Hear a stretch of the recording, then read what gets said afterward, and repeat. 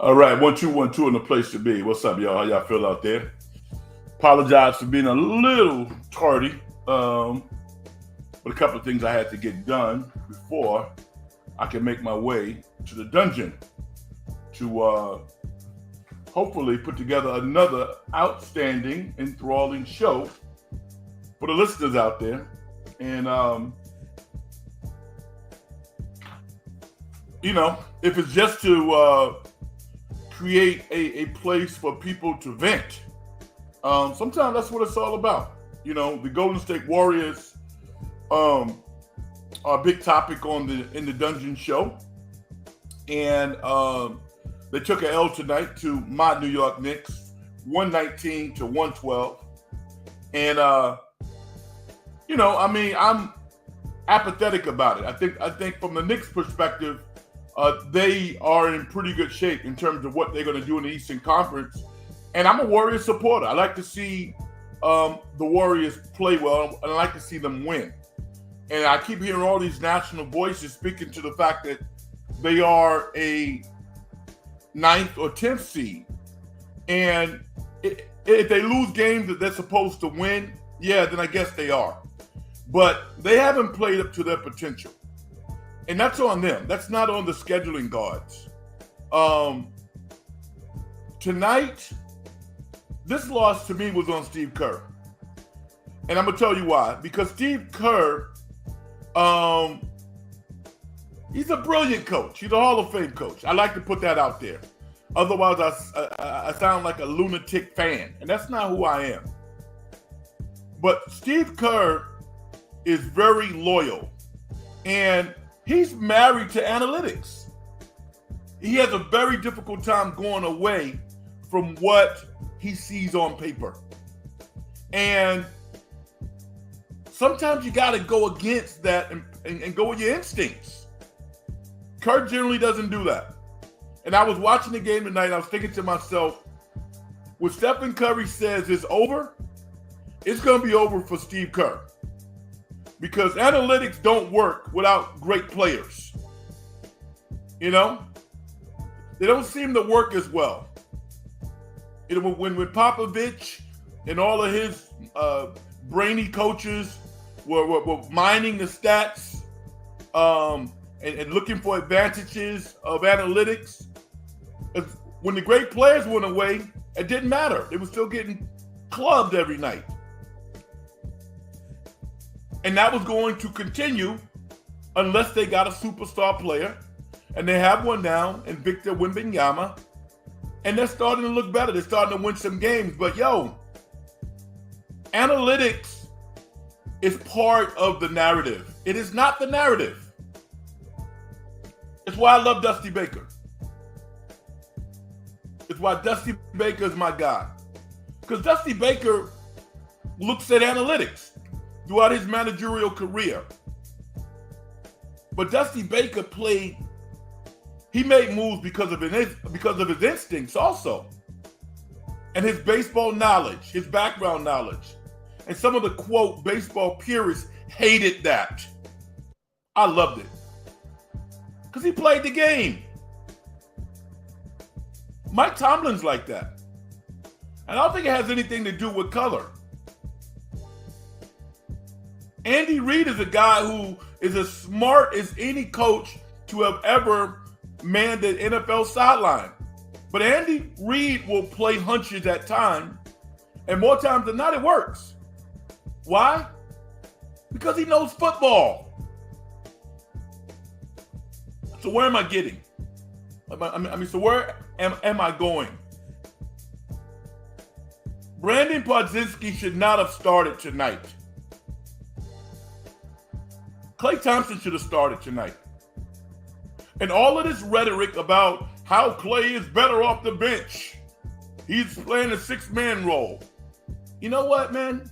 Klay Thompson is just the consummate professional. That's all. Do you think that Klay Thompson thinks he's not one of the best 5 players on that team? Please. He has the counsel of his dad, who was an above average NBA player, #1 overall pick.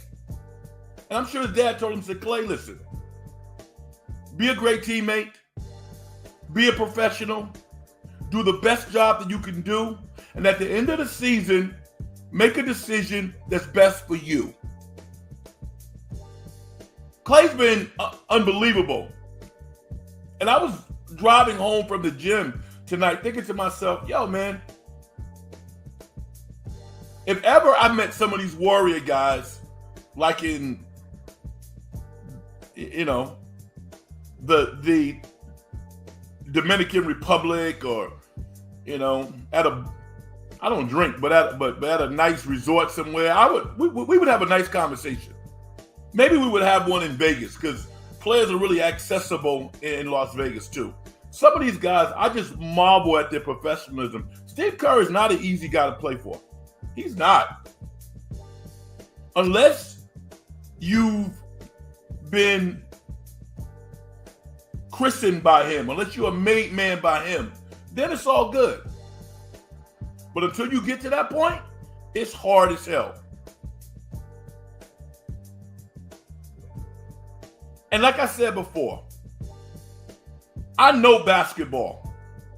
I mean, listen, I got damn near a PhD in basketball. That's how long I've been watching basketball and playing and coaching. Let me tell you, the scout. Teams scout the Warriors pretty well.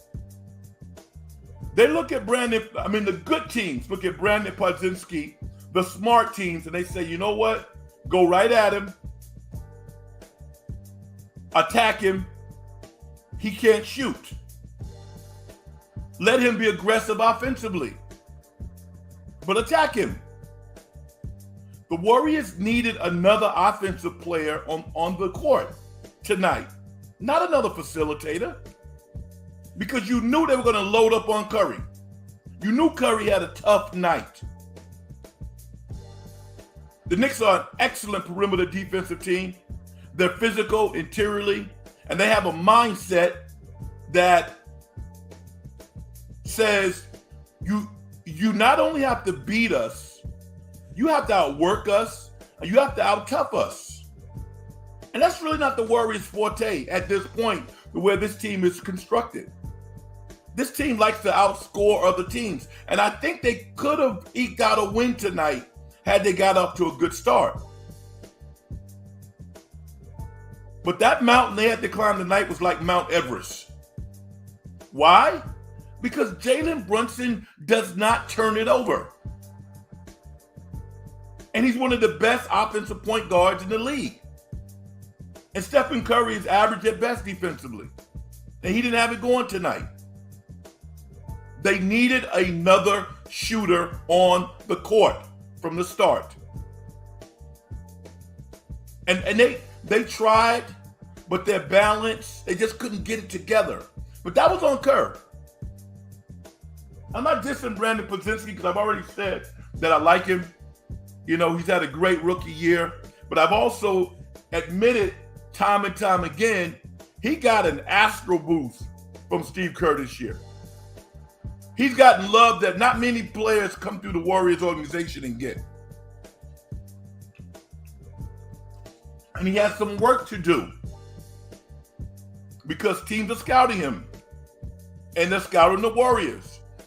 And the Warriors were at a tremendous disadvantage tonight with him in the starting lineup because he's not an aggressive offensive player. And that's what they needed tonight. And oh, by the way, Clay's one of the few Warriors to have a positive plus minus. He was plus 11. Looked damn good. My man Spencer says, evening, Red. What's up, brother? My Kings took an L to your Knicks. They play crazy physical. Yeah, they do. Listen, you might not follow me on X or Twitter, but I put out a tweet yesterday and I said, listen, if the Warriors don't do A, B, C, and D, they're going to lose to the Knicks because of what you're saying. The Knicks are a really physical team, and they're talented. I'm telling you right now, when the Knicks get all their players back next year, you're talking about a team that can challenge Boston or Milwaukee for the Eastern Conference title. This Knicks team is rock solid. Vicky, good evening. How you doing? It's been a while. Great to hear from you. The Warriors are not a playoff team. I would just start from now on TJD, Steph, Moody, JK, and Green. I like that lineup, and I think the Warriors are a playoff team. But, sometimes the coach got to help him. He didn't help him tonight at the beginning. And also, it might appear that Jonathan Kuminga is flatlining a little bit. Why? Because he's playing against better teams, and teams are scouting him. And now he's starting to look a little bit like the old Jonathan Kuminga who would make a ton of mistakes. When you make a move and the defense counters, you have to counter. You can't have one move and have the defense respond to it and think that's going to work. It's not going to work. So he's learning how to play on the job. And it's hurting the Warriors right now because he's not as productive as he was, say, a month ago. He's made great strides, but if they're going to do something more than what most people think that the Warriors can do, they need this young man to play really, really well. He's not playing real well right now. Wiggins, I'm willing to give Wiggins a mulligan. I don't know what that was tonight. I have no idea. I mean, I have wrong side of the bed. I don't know. He was a complete no-show tonight. Vicky says, analytics suck. Play the game, not the stats. Vicky, you turned into a millionaire. You put that on a t-shirt. What a great saying. Analytics suck. Play the game, not the stats. I love it. And you're right. SG says, hi, Frank. How you doing, SG? Who do you got winning between TCU and Utah State in NCAA March Madness? I'm going to go with TCU. TCU is coached by the former head coach at Pitt. His teams had some hiccups in the NCAA, but they play great defense. I've seen them 3 or 4 times this year. I'm going to go with TCU. Interesting. You're going with TCU also. Vicky says, I have a BS degree in basketball. This team has driven me nuts this year. I know basketball too. This team is not a playoff team. See what they can do next year. Well, I know you know basketball, Vicky. I've never doubted your basketball prowess. But they are a playoff team because they're in the play-in. I mean, they ain't going nowhere. If you look at how the teams are aligned, they're going to be somewhere between 10 and 7 at this point. I thought they could get 6. But when they lost to San Antonio at home, when they were not able to steal one down in Dallas, losing tonight against the Knicks on your home court, those are 3 games that they expected to win. And they should have won if they were prepared. But, I mean, you guys feel me? Because I'm sure that there's some people out there listening to the program or watching right now and say, Red, you don't like Brandon Podziemski. You're a hater. I'm not a hater. I know basketball. That lineup was not going to work tonight against the Knicks. Their guards are too tough. I like Brandon Podziemski. I love Dante DiVincenzo. And you know that. I've been talking about that guy since he was a Warrior. The only thing he's done is go to the Knicks and play even better. Tough. What's the young man who had 29 or whatever it was, 26 from West Virginia? Whew. Just got a brand new contract from the Knicks. Played 47 minutes. Those guys are all two-way players. Josh Hart, Dante. James is not a great defender, but he puts so much pressure on you offensively. You're going to have a tough night trying to check that dude. Tough. Hardenstein.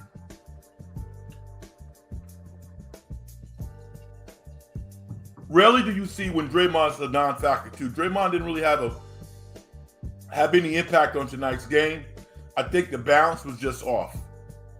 And again, I go back to the beginning of the game when the Warriors were down, 20-5 or something ridiculous like that. They needed to be the aggressor offensively from the start. And that's not what Kerr wanted to do.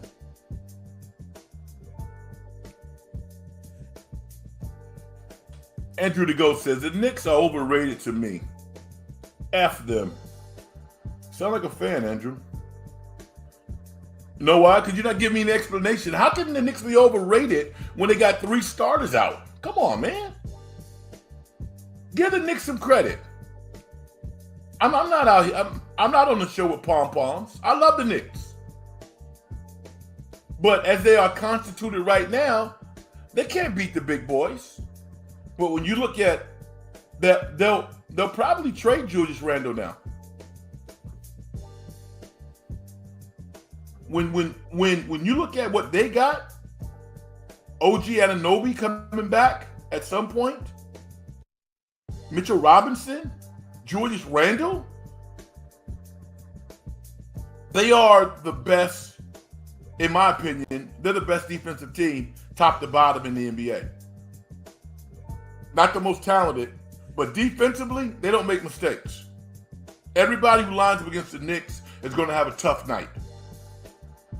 Their players are so damn disciplined.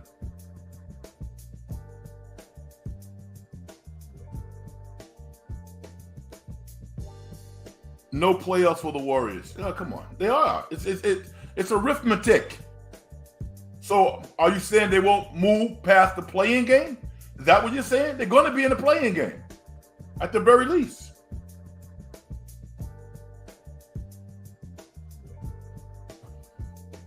If made that lineup fired. I'm not quite sure what that means. SG says, I love Brandon Podziemski's look when he had cornrows when he was playing for Santa Clara. He looked like a prison inmate. All right, let's not get personal. Or at least that's not what I do, and I don't remember that.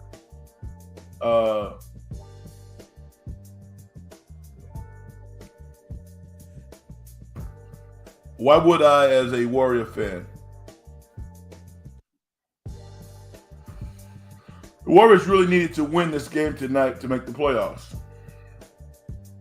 Nah, not really. They got Dallas 2 times. I mean, the Warriors have some games, but it's unrealistic to expect them to win all of them. I mean, tonight was a big loss. There's no doubt about that. There's absolutely no doubt about that. But I'm looking at, like the 7th seed at this point. That means you got to lose twice. I think if you're 9 or 10, you just have to lose once, and then you're done, right? And if you're the 10th seed, you're playing a 1-game elimination on the road, which is not cool. I can't stand the play-in. Okay, I dig it. I don't love it either. I wish, I'm a traditionalist, so, I love 1 through 8. But what are we going to do? This is the NBA putting their heads together and finding ways to eliminate tanking, make all the games at the end of the year matter more, add more intrigue. I don't love it, but I get it.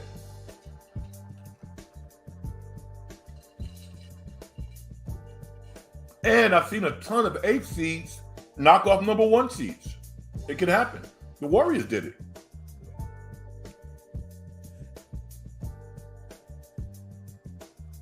Andrew the Ghost says, boo the play-in tournament. I'm not mad at you, bro. Which 2 teams do you got making it to the final? I got North Carolina beating Marquette. Yeah. Anybody can pick UConn. And they might win it, I don't know. I'm not going to pick UConn. And Carolina probably will let me down. But I like their balance. I think if they get hot, they can make some noise. And Marquette really impressed me. I mean, even though they didn't beat UConn in the Big East title game, they got a couple of guards. Their best guard, Kohler, didn't even play. And they were outstanding. So I like Marquette, and I like Carolina.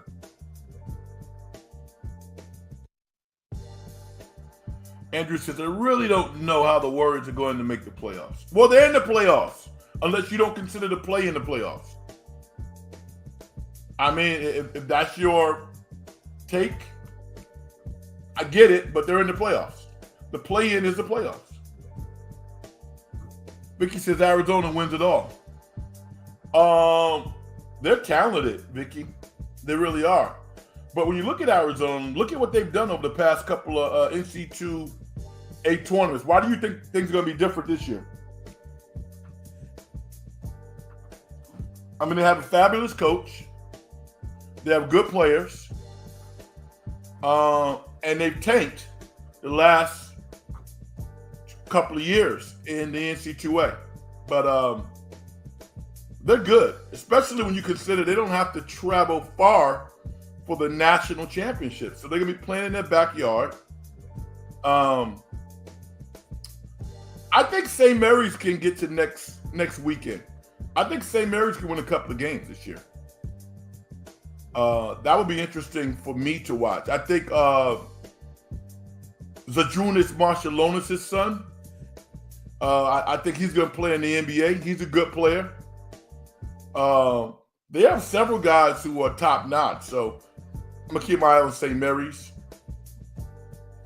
I don't have any confidence in Purdue because if Edey's your best player, and he is, why can't you double him and take the ball out of his hand, triple team him? Put the onus on his teammates to make shots. That's what they got to do.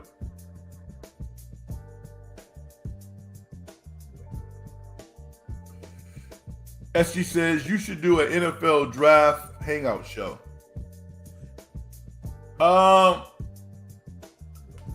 When you get deep into the woods, SG, that stuff is boring to me. You know, we got a good backup tackle coming out of South Dakota State. Yeah, and that he has a good knee bend. I mean, come on, man. you know. There's a great punter out of Temple that nobody knows about. I mean, come on. I respect it because I don't know how the hell these people know who these prospects are. I have no idea. You know, are you scouring the internet for tape? I have no idea. So I have a lot of love and respect for people who get that deep down in the woods. That's not something I want to do because I would throw names out there, and clearly my listeners, my audience don't know who they are, unless you're speaking to that audience, that type of audience. I don't want to do that.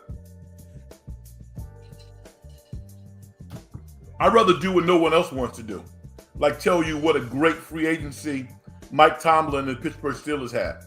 But you don't hear that, though. Wonder why.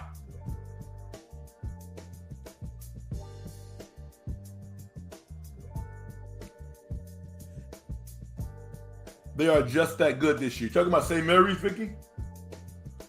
I know you said I love St. Mary's. Yeah, I mean, Vicky, what do you think? I mean, at this point, I mean, I've been to St. Mary's a ton of times. I assume you've gone out there also. What a secret little oasis carved out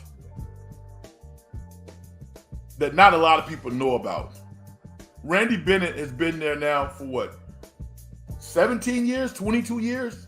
Don't know. I don't remember. But if ever there was a time for Stanford to go big, now's the time to go hard after a guy like Randy Bennett. Stanford gets a real nice batch of talent to go down to the farm every year. And beyond Mike Montgomery, not a lot of coaches have done anything with the talent. Plus, Randy Bennett has his Australian connection. So, this is a name that I throw out. I'm not going to throw out a lot of names out there. Also, I know that in the past, the head coach at UC Irvine, who's the assistant for Mike Montgomery, I can't think of his name right now, but he's been in UC Irvine for a long period of time. He would love that job. He would love it. Stanford's a great job, but you got to do something with it, man.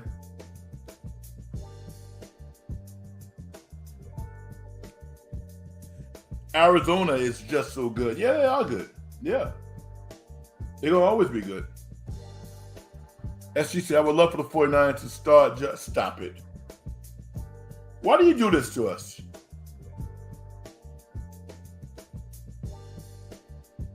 They're not building rocket ships. You know? No, they're not trying to map out a plan to go to a planet that nobody knows about, SG. They're trying to win football games. It's interesting if Josh Dobbs throws a interception. Yeah, but he's an astrophysicist. He's really smart. Not on that play. Let's not turn football into science.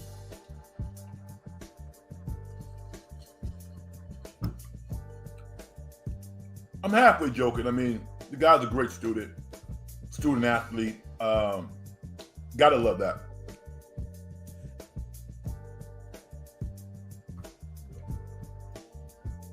Vicky says, SG, what are you talking about? Purdy's your starter. Yeah, that's his name. SG, you're right. His name is Russell Turner. Russell Turner is the head coach at UC Irvine. He's been the head coach down there now for about 15 years. Has done a really, really nice job. And he's a good, solid basketball coach. And I question whether or not he can recruit at the level that he needs to. But at Stanford, you know, maybe that's not what they really care about. You know, they want to have a competitive team that's not embarrassing, that's going to make the NCAA and, you know, win every now and then. Mike Montgomery is going to be effusive in his praise for Russell Turner. No doubt about that. Russell will probably hire Mike Montgomery's son to be his associate head coach. You know, coaching is really incestuous. Real close-knit business that the average fan doesn't really know about. But there are all these connections.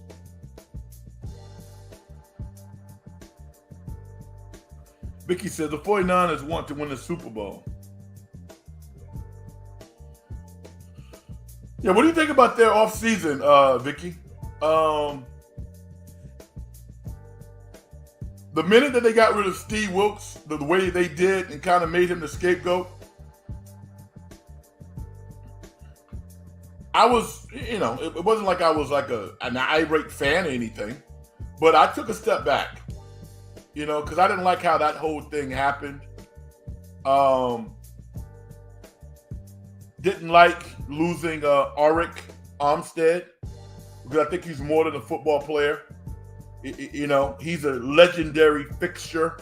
He's he's one of the building blocks of this current 49er regime. I understand you got a salary cap, but I would have found a way to make that work.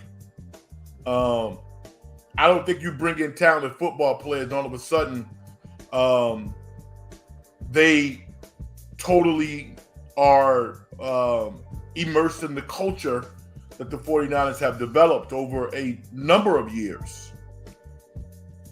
So I got some concerns. They got a good team, but I got some concerns.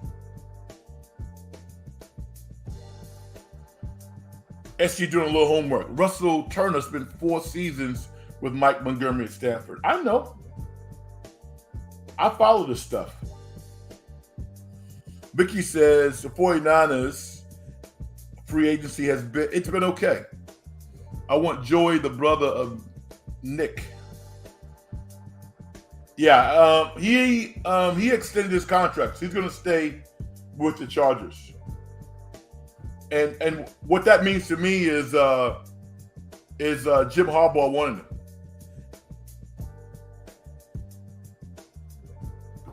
SC, I knew that too. Russell Turner was Golden State Warriors assistant coach, under Mike Montgomery.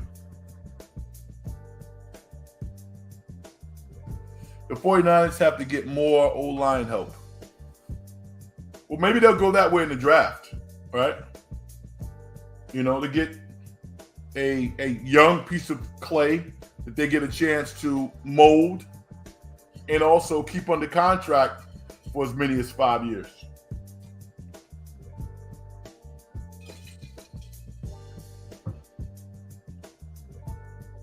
'49ers are solid. I don't know. I don't have as much excitement about this team as I did last year. I just don't. It'll be interesting if everybody makes it to the finish line in terms of their wide receivers, their fullback. I guess restructured his deal. McCaffrey, still there. They got Mitchell. They got a lot of good players. But everybody's getting better. So, we'll see. What did you guys think about my take about Podzinski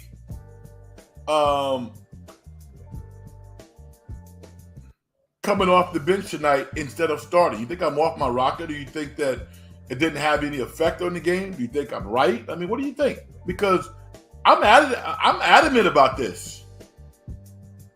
Draymond's not a traditional offensive player. Podzinski's not an offensive player. Kuminga's not a traditional offensive player. The only offensive player that the Warriors really have is Stephen Curry.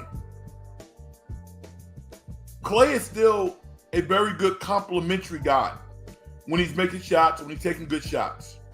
And that's not as consistent as it was before. But if Klay Thompson is not on the floor, your team looks a lot different. So, yeah, I think the Warriors kind of, wheeled out some quicksand for themselves and got stuck in it early on. And you could talk about the lack of intensity on defense. Their defense was atrocious. At the pro level, at the college level, at the high school level, players should be contesting shots. When you don't contest shots, you don't deserve to win.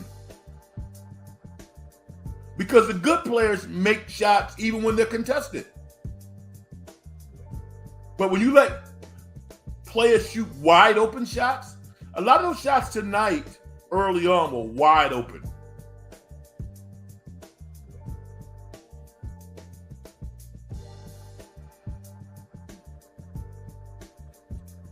Vicky says Moody is an offensive player, but did he start though? He didn't start, right? I like Moody. A big fan of Moses Moody, but also think Moody. I think Moody needs to this summer diversify his offensive game a little bit.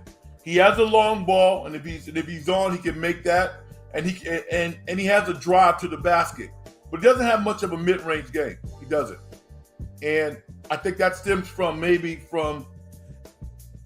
lack of confidence, dribbling in tight spaces.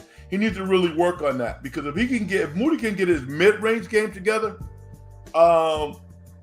he might be the type of player who can play, 28 to 30 minutes a game.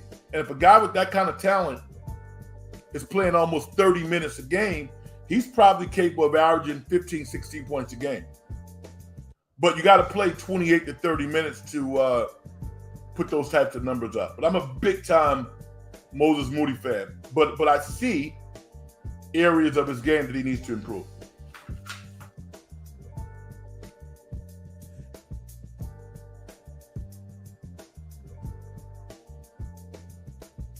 We can talk about the Warriors, or we can transition. Is it just me? But I'm not quite sure what this is.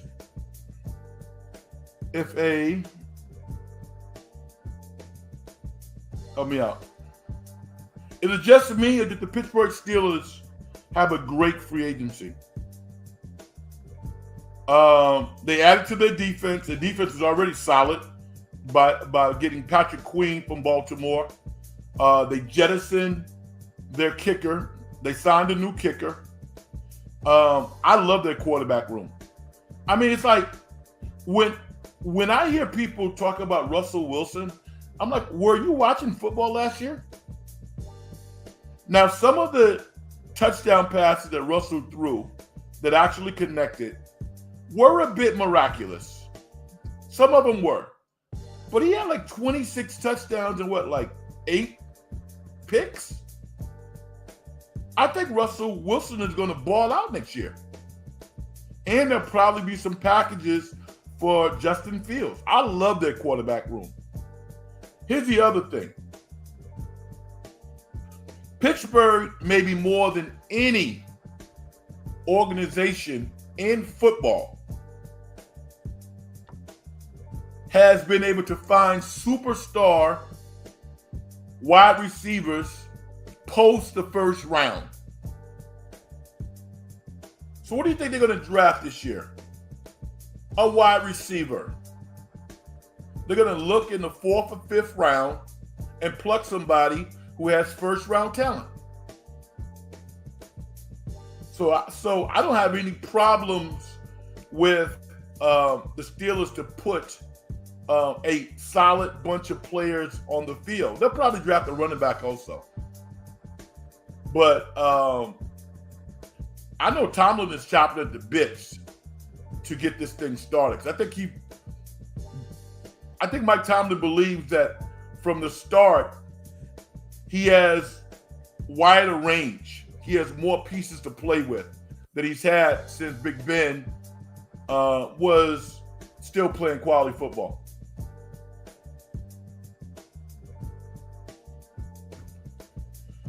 Can we transition to the 49ers?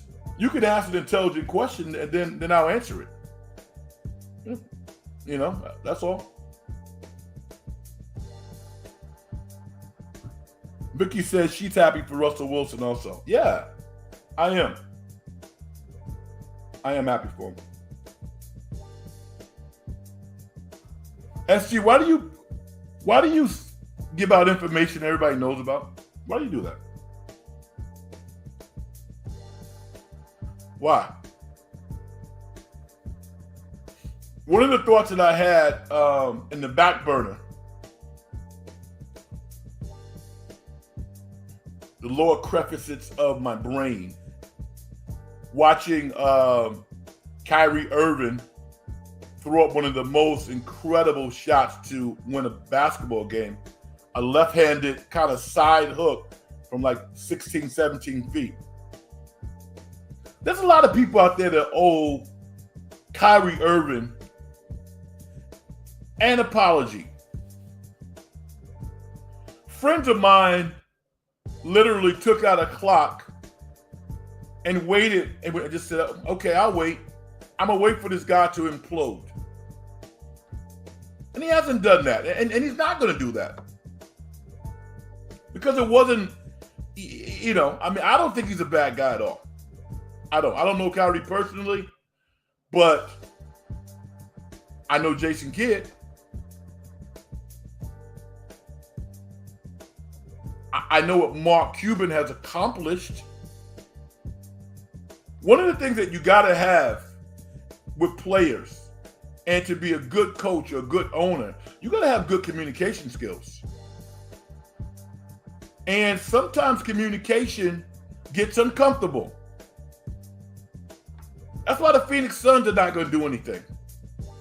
They don't have anybody who's one of their, quote, leaders who's willing to get uncomfortable with his teammates. Why? Because none of them are giving 100%. How are you going to demand 100% from somebody when you're not giving 100%? And I'm talking about defense. That's how you win. Nothing else matters. Only defense matters when it comes to winning. Kyrie Irving respects Jason Kidd and he respects Mark Cuban. And I believe that he wants to win. He's a world champion. Dallas is thrilled. They have as much balance as anybody. Defensive and offensive balance. They got multiple closers. Whew.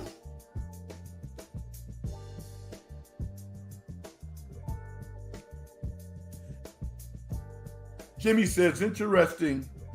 Dame said that Kyrie is one of the most talented players. Oh, yeah. You know what time it is.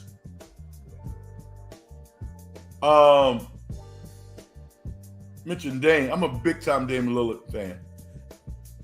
I'm friends with his high school coaches.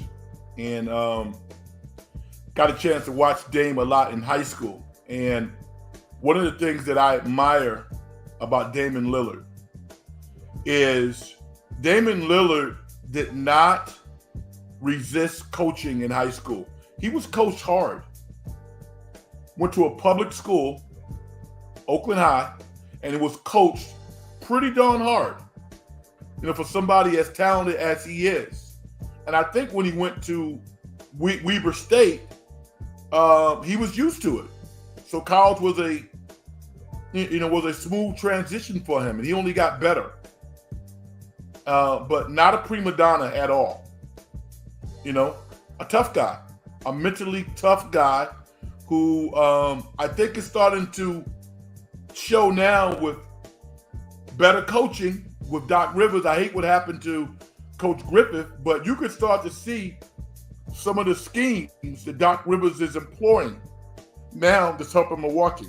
So I don't know how far they're going to go, but it wouldn't surprise me if the Milwaukee Bucks won the Eastern Conference title. Would not surprise me. Vicky says, "Man, what a shot! That's a great player shot." Yeah. Know what that was, Vicky? That was Magic Johnson looking at the shot clock down on the other end against the Boston Celtics. You know, kind of acknowledging Pat Riley on the sideline. I got it, coach. Don't worry about it. Getting ready to throw his baby hook up against Kevin McHale. That's what that was. And that's what the great players do. You know, when 20,000 people are frantic, they're losing their minds, the great players, you would think that they're in a church. You know, where everybody's praying, total silence. They can hear the seconds ticking off the clock. And they're under control, no problem. We're lucky, man. Kind of like Stephen Curry getting the pass from Draymond, whirling to his right against the Phoenix Suns earlier this year, and just putting it in from like 37 feet. Bottom. We can only enjoy that. There's no way that I can relate to that. It's beautiful to watch.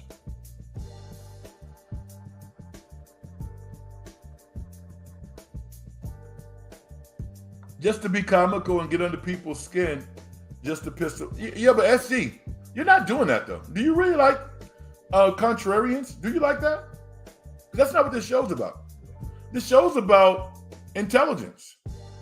Either you don't know as much about sports as you would like to know, or you think it's a different type of show. This is not like comedy sports talk. I mean, you know, there's no marketing here. You know, I would love to see you expound on your knowledge about sports. How about that? Vicky says the Suns have a bunch of stars, but the stars don't play as a team. They don't play defense. That's for damn sure. They don't play defense. And as much as I admire Kevin Durant, and he just passed Shaq. He's the 8th all-time leading scorer. Kevin Durant is 35 years old.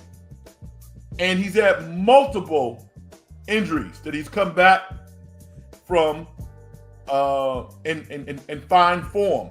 But he's getting older. And we even see Stephen Curry. Stephen Curry's averaging around 22 points since the All-Star break. Now, I think Stephen's hiccups can be remedied by a few more calls. He's not getting any calls.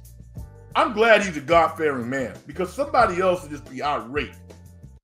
I mean, the way that he gets grabbed and held, in this era of basketball, and you just want to change the rules without letting everybody know, I don't like it.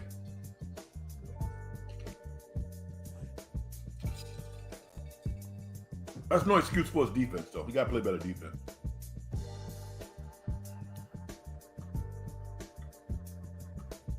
That's I'm not going to put that up there.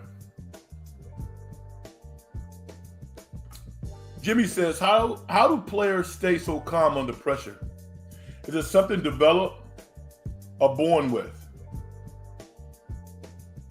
I think both. I think that, the best of the best have a special talent, but I think you can develop it by how you trained.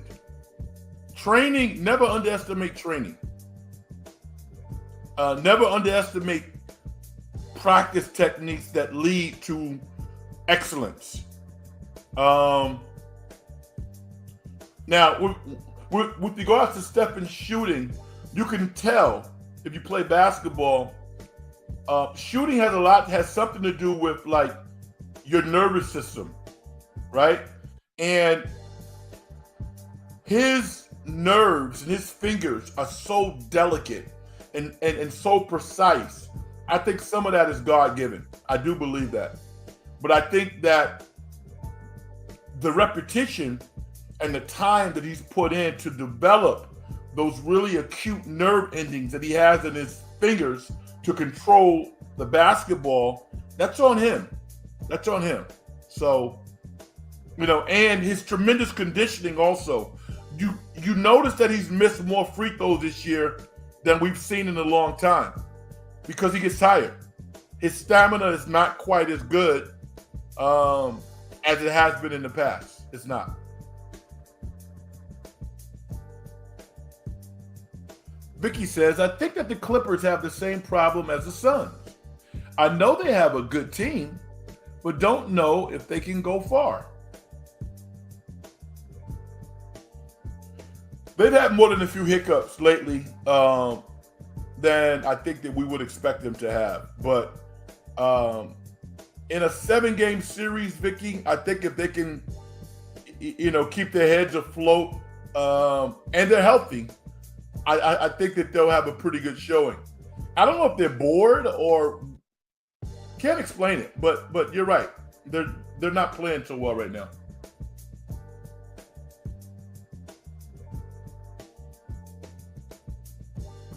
SG, that's a good idea. I'll make a show called Comedy Sports Talk. Yeah. Get a bunch of goofballs on there, right? Yak it up. Make fun of athletes who are a million times better than you and the audience. Sounds like a lot of fun. I'm going to go to a basketball court and make trick shots, and I'll put that on YouTube, and I'll get views. Yeah. Good luck with that. Vicky says, what do you think about the shot clock problems, the Warriors and the Lakers? It was a bad look for the league. Yeah, embarrassing, frustrating, very minor league-y, non-NBA-ish. National television audience? Really? I wrote something. I think I wrote a tweet about that. This is what I said. I said it reminded me of a poorly run AAU tournament. The public address is counting down the shot clock. Really? Come on, y'all. That was god awful.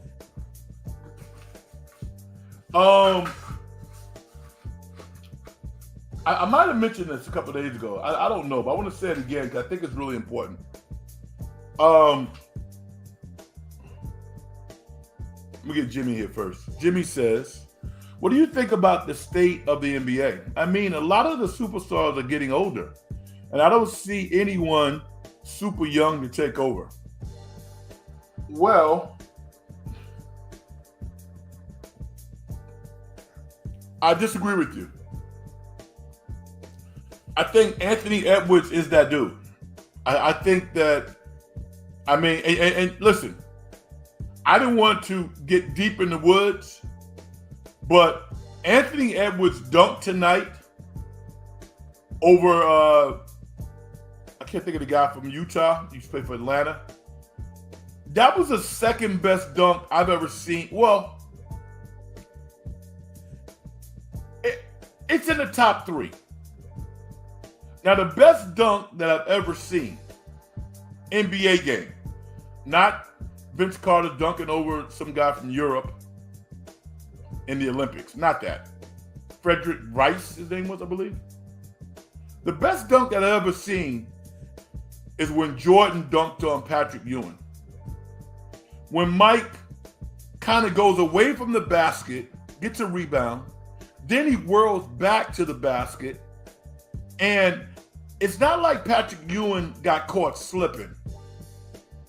Mike looked him in the face, and Patrick Ewing is 7'1" with long arms.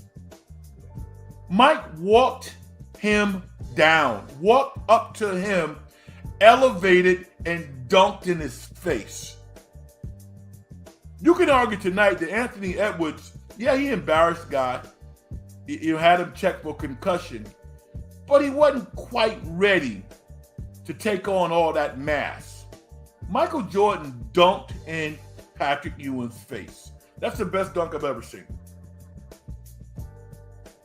Now, it might be a tie between Anthony Edwards and Dr. J's dunk on Michael Cooper back in the day.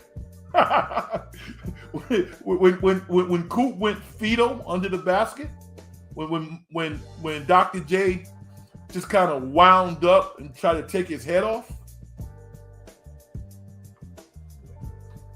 that was crazy.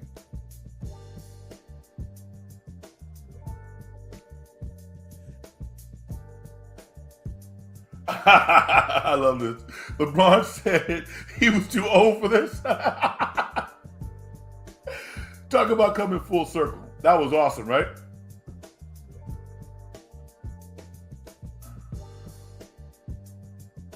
Oh, yeah. Yeah, over John Collins. Listen, I got to think at this point, John Collins could be the greatest humanitarian. He could be the greatest humanitarian in the history of the NBA, and he will not outlive that dunk. He's going to be known for that for the rest of his career. I mean, gosh. Vicky says, Jonathan Kuminga, Wembanyama, TJD, a few players that were drafted last year are good players. Yeah. You're right, Vicky, but I think there's a combination, and I think what Jimmy was talking about is talent and personalities. I think you got to have the personality also to really be the face of the league. That's why I don't think Luka Doncic will ever be the face of the NBA. He'll be one of the guys they promote, but his antics, his complaining, it doesn't appear to be tongue in cheek. It really doesn't. So I mean, I don't think that as good as he is, he could keep people watching. I just don't think he can. I think Anthony Edwards can. and certainly Victor Wembanyama can as well. So the NBA always takes a little lull, but I think they're in pretty darn good shape. You also have, now we don't know how he's going to turn out, but Cooper Flagg in a couple of years, really, really talented young man. There are other players coming from around the world. The NBA is always going to be good. It really is. It might be different, but it's going to be good. SG says, as a San Francisco Giants fan, I was very heartbroken when they parted ways with PA announcer Renell Brooks Moon.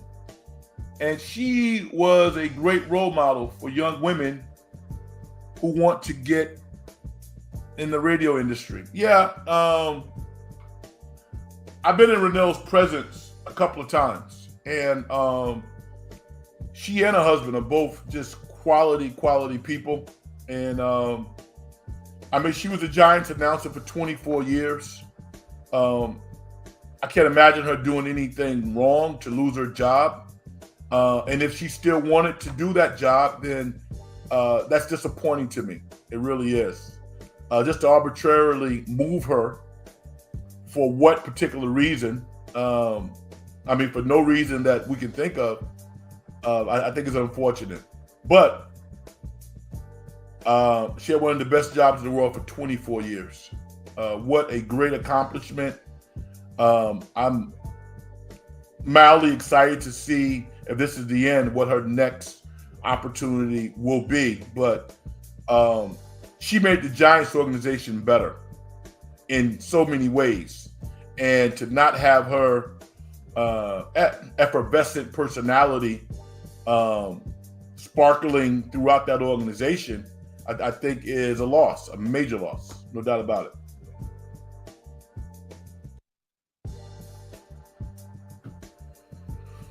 TJD has a personality. Yeah, he's done extremely well, Vicky. But we're going to see how good a player he's actually going to be, maybe as early as next year, because he'll probably be starting. He won't be just kind of like a trampoline guy. He'll be in the scouting report every night. When you're in the scouting report, things change. As opposed to just being a player that people don't really know about. When you are in the scouting report, they're trying to stop you every night.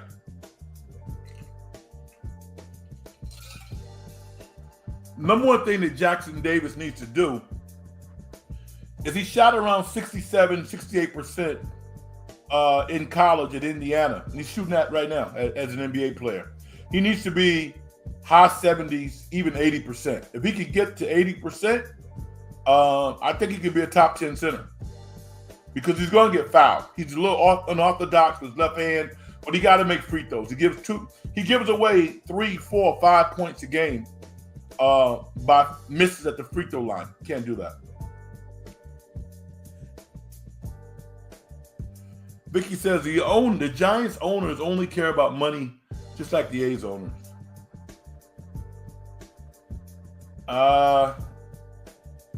They got to be better than the A's owners. Here's another name Jimmy threw out there. SGA. No doubt about it. And I think he's in the right market for his personality. What a great player. Scotty Barnes up in Toronto. There's a lot of young, talented players.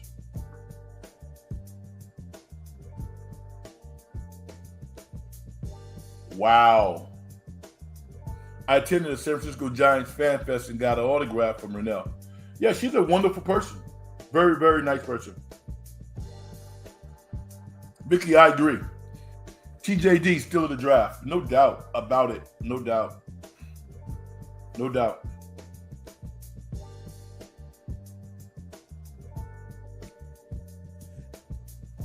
Mm-hmm.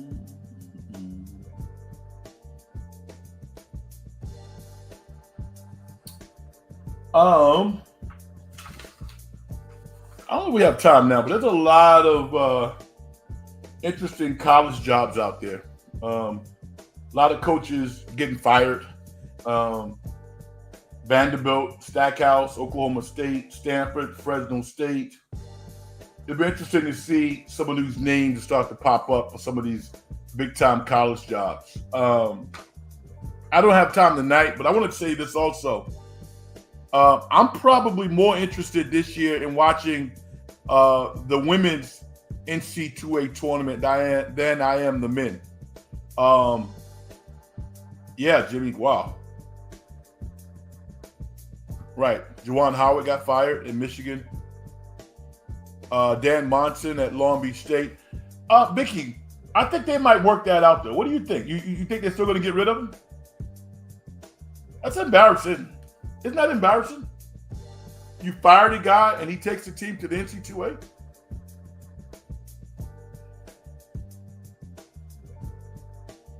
But maybe not. Maybe they just want to save face. Keep your eye on that. That's interesting. I thought Juwan would get one more year, but I think that he had lost the players.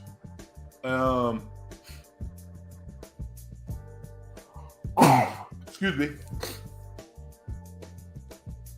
In spite of him being a legend at Michigan and a man of stature, when you lose the players and you got to think about doing a complete rebuild, it's time to go. Michigan's never going to be the type of university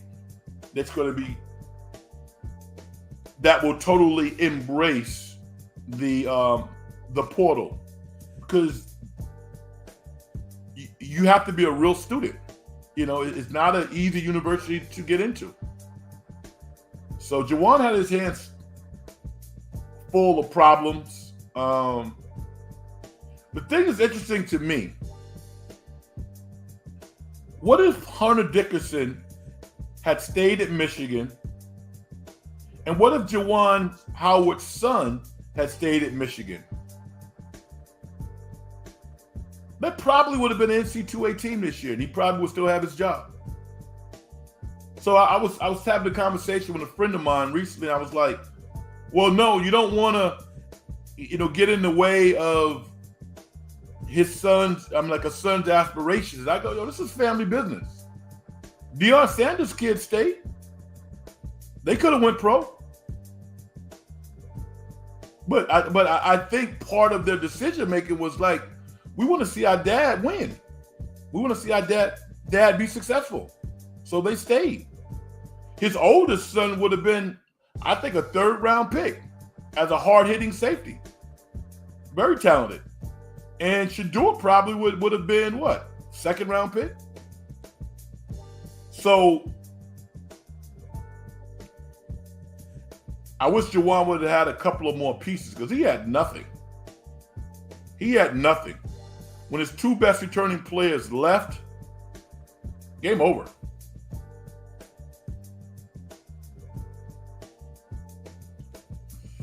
I don't know. Yes, it is very embarrassing, Long Beach State. Yeah. Particularly when you figure that, it's not like a hotbed of basketball. Come on. Who is Long Beach State really going to get that is that much better, if at all, than Dan Munson? Can't see it. All right. The Golden State Warriors lose 119-112 to my New York Knicks. And I think what has to be a disappointing loss for Warrior fans and a tremendous victory for the Knicks. I'm a Knicks fan. I like to see them win, but I also like to see the Warriors win. I like to see teams playing at their best. Chris Paul played pretty well tonight. I was happy to see that. And keep your eye on Steve Kerr's rotation. Now, I don't think that he will change the lineup on Wednesday against Memphis, because I don't think it really matters that much. I think he can get away with starting the lineup that he started tonight, which means Brandon Podzinski will probably be in the starting lineup. But tonight was not the night to start Brandon. I think he needed to go with the most experienced guys who understood the gravity of the moment, which is you have to come out and get to it right away. Vicky says, Michigan State is great in basketball, not so much in football anymore. Scandal.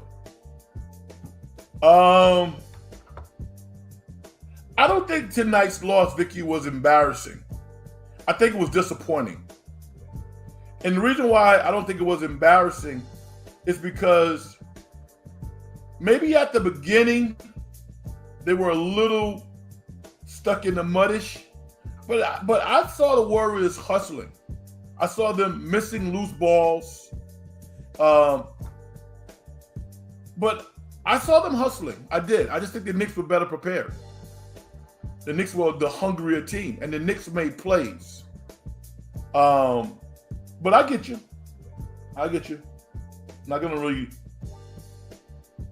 debate you on that one because you can make a strong case. All right, everybody. I'm going to do my thing. I'm going to get out of here. Success in getting paid is a manifestation of the whole process. If you as an individual don't do things to help other people make their lives better, as far as I'm concerned, you haven't done nothing. My name is Frank Red. Hit the like button. Hit the like button. Let's get the numbers up. All right. Subscribe to the channel if you have not done so already. And subscribe to my Twitter channel. Twitter channel, X, whatever it is. Let's get Jimmy in here. Do you see the Golden State team getting out of the first round of the playoffs versus Minnesota OKC? Yes, I do. Yes, I do. I mean, one of the things that the Warriors haven't done, the one ace that they have, is they haven't played a lot of zone recently. And I think that's one of their better defenses. And the reason why they haven't done that is because they don't want to put tape out there so teams can prepare for them. Minnesota without Cat Towns is different. They're not the same team. It doesn't mean that they're not good because they have a top 10 player on their team, maybe a top 5 player in Anthony Edwards. But I would love to see the Warriors against OKC or Minnesota, either one of those teams. I think they could possibly play well against both of those teams. All right, I'm out of here. Take care, everybody. Good night.